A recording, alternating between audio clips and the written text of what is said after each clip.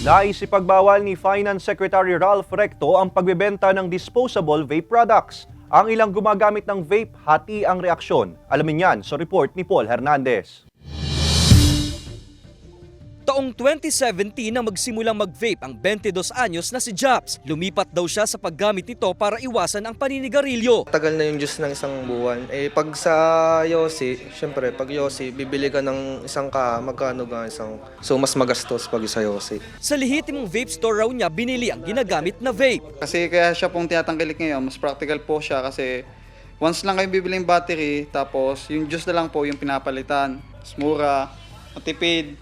Kumbaga sa akin po okay lang naman po. Yung mga bata po kasi minsan napapagbilhan. Pero habang kaliwat kanan ang pagtangkilik dito ng ilang Pilipino, may ugong naman ang planong pagbaba ng pagbebenta ng disposable vapes o e-cigarettes. Itinutulak umano yan ni Finance Secretary Ralph Recto. Sa pahayag ng kalihim, nakikita niyang dapat ipagbawal ang disposable vape products. Karamihan daw kasi sa mga disposable vapes ay hindi rehistrado sa DTI at wala ring excise tax. Pero ipapahatid pa raw sa Trade and Industry Department ang tungkol sa rekomendasyong ito ni Secretary Recto. Ayon sa DTI, may pag-uusap na gagawin silang dalawang ahensya. DTI ang nangangasiwa sa pagre-regulate ng mga vape at iba pang tobacco products. Ayon kay Recto, kung talagang sumusunod sa pagbabayad ng buwis ang mga manufacturer ng disposable vape products, hindi raw dapat bababa sa 3,000 pesos ang selling price nito. Samantala, suportado ng Department of Health ang proposal na ito ni Recto. Sinabi ng DOH na may health risk din ang pagve-vape kabilang na ang nicotine addiction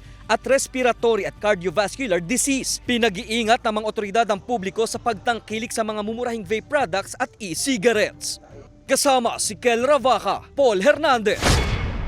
Balitang Southern Tagalog.